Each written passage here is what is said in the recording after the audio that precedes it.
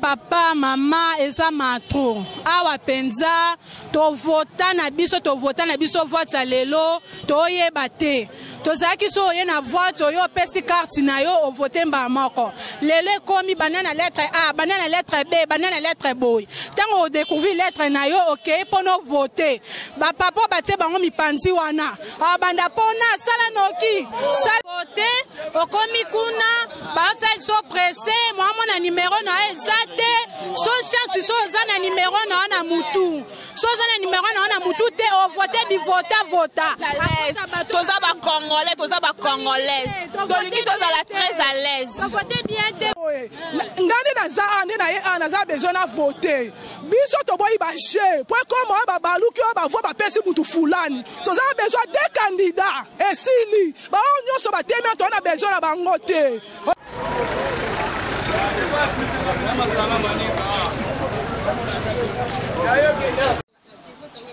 Bon, vote yana ngo eleki na calme kitoko. Donc neto banda kanisa eza bongoti. Ngai bon, mon numéro na ngai numéro on a voté eza numéro oyo République mombe voté.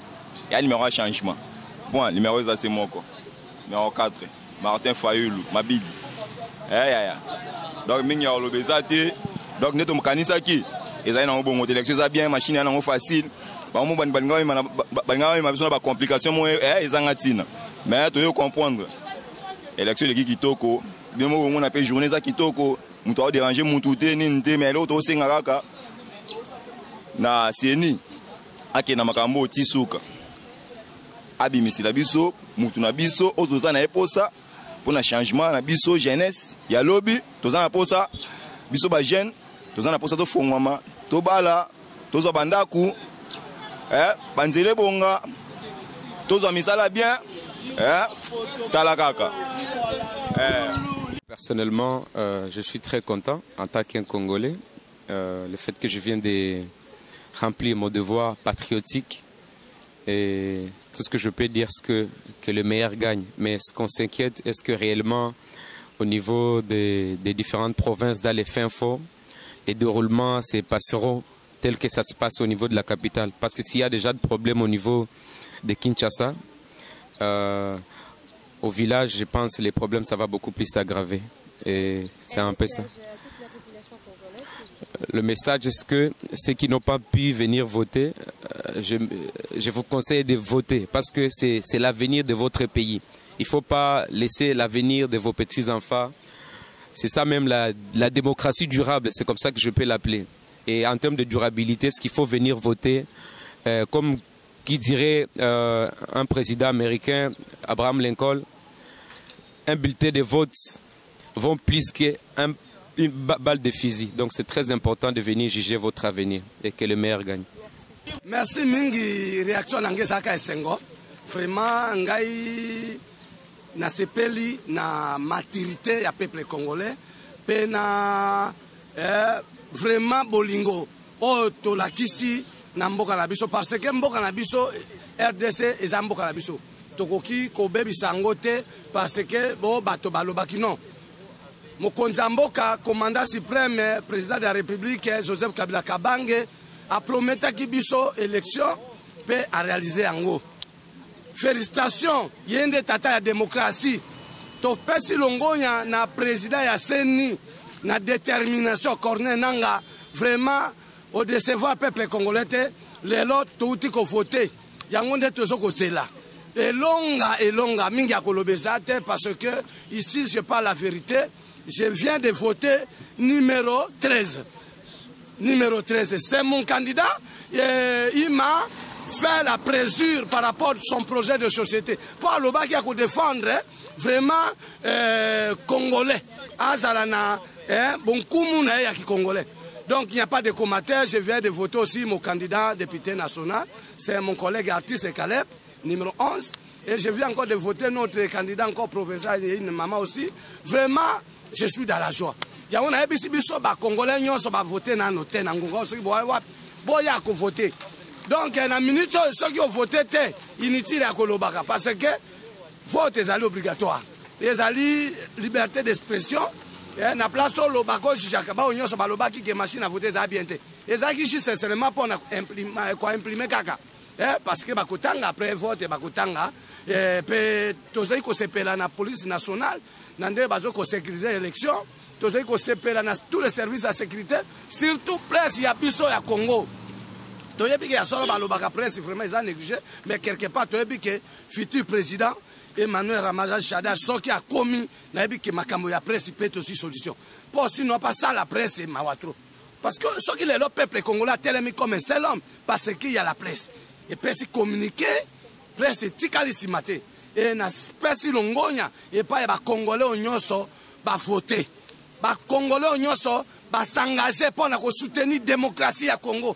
C'est le premier président oyo à cause de la passation de pouvoir.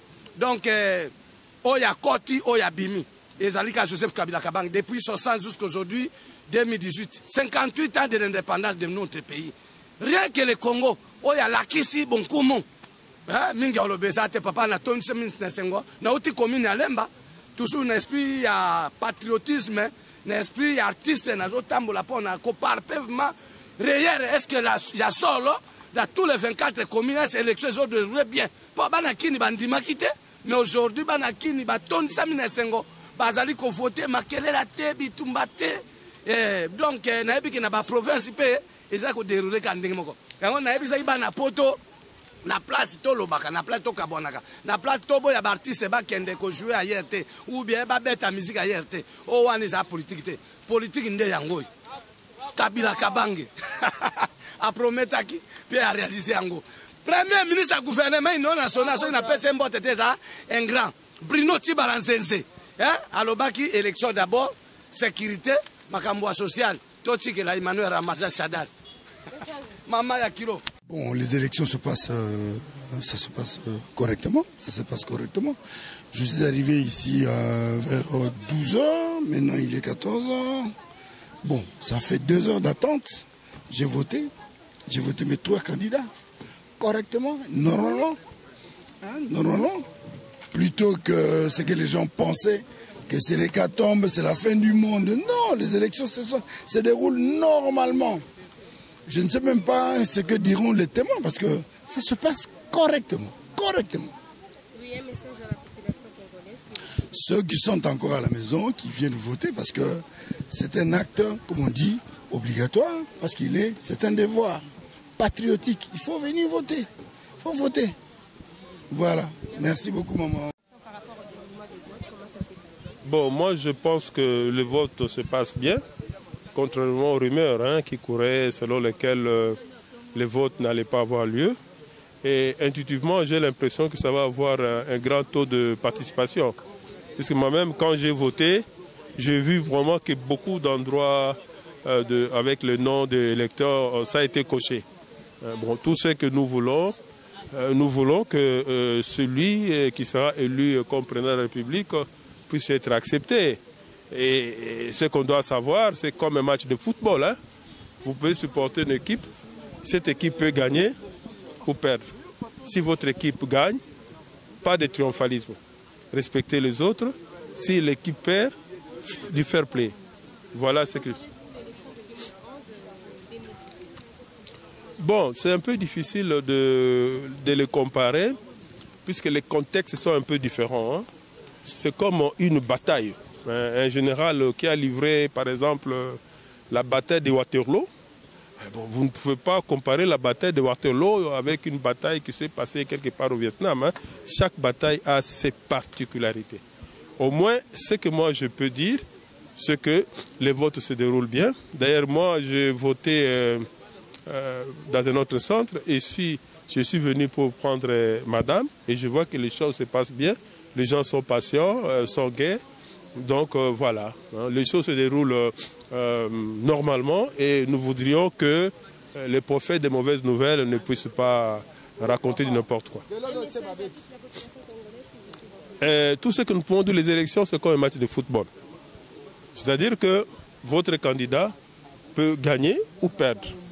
S'il gagne, réjouissez-vous, mais pas de triomphalisme. S'il perd, ayez le fair play d'accepter les gagnants. Voilà. Normalement, ça se passe un peu bien, mais c'est un peu timide aussi, c'est trop lent. Bon, oui, c'est trop lent. Bon, on ne sait pas s'ils vont terminer aujourd'hui, mais jusqu'à présent, il y a du monde, ils ne sont pas encore votés. Quel est le message que vous pouvez lancer? Normalement, je lance que toute la population de venir voter, mais d'avoir toujours l'espoir de voter les candidats, parce que tout ça se passe aujourd'hui, que ça se termine aujourd'hui. Comment comparez-vous les votes de 2011 d'aujourd'hui? Par rapport à 2011, quand même, il y avait un peu de la rapidité. Quand même, tout le monde a eu, quand même, jusqu'à cette heure-ci, en 2011, il y avait vraiment il y avait vraiment pas beaucoup de gens. Mais pour l'instant, comme on constate, il y en a beaucoup. Jusqu'à présent, moi aussi, je n'ai pas encore voté. Donc, on ne sait pas si ils vont terminer aujourd'hui. On ne sait pas encore. Mais normalement, on est en train de voir comment ça va se dérouler. Ouais. Voter. Depuis 12 heures. Très bien, très bien vraiment. En tout cas, autobano loba koyoka qui machine au boy mais tu comprends que il y a un système où il y a trop simple vraiment. Tu votes sur le numéro 13. Surtout il faut vraiment pour le numéro 13. C'est RS. Bana konyo sonae sabon que tous les présidents oyo en associé mboka. C'est yini to voter awa pour Congo Bongwama. Pour Mokonza Mboka, les raïs moro a ponné les bisous numéro 13 pour mater pour Ayebi.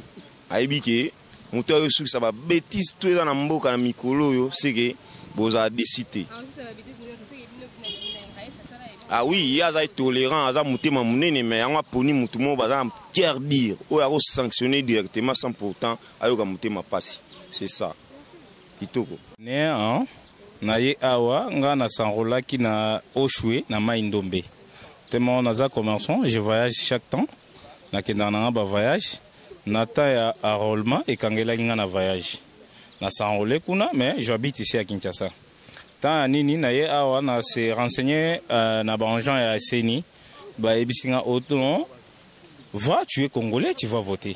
Depuis na Côte Centre depuis 9h jusqu'à 7h. Bah comment compliqué on a voté parce que na s'enrôler qui na centre na bangote mais ezaki bango ba yebisanga kecha mulongo okende kokota po salanini au voter mais je ne sais pas, je suis congolais, je me suis enrôlé à Maindombe et Kinshasa, nous tous on est au Congo. Chose étonnante na évité, je demande à Corneille Nanga na réponse oyo parce que lelo ezana batu mususu bake bake na Bunya, bake na Kikwiti, bake na Maindombe. Bako voter ou pas?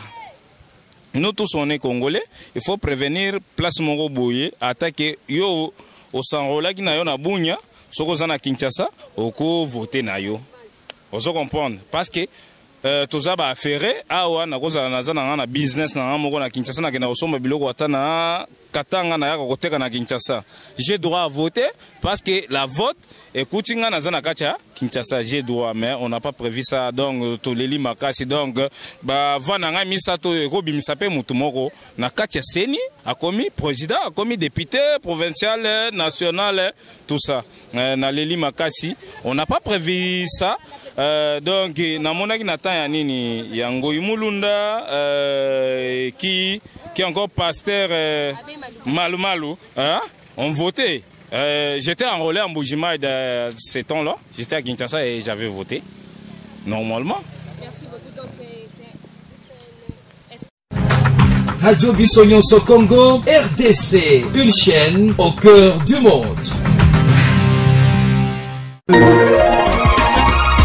Vous êtes sur la radio Bissonyonso Congo RDC. Oui, tapez www.radiocongonews.com, accédez dans notre site et avoir toutes nos informations. Soyez le mieux informés dans le monde numérique.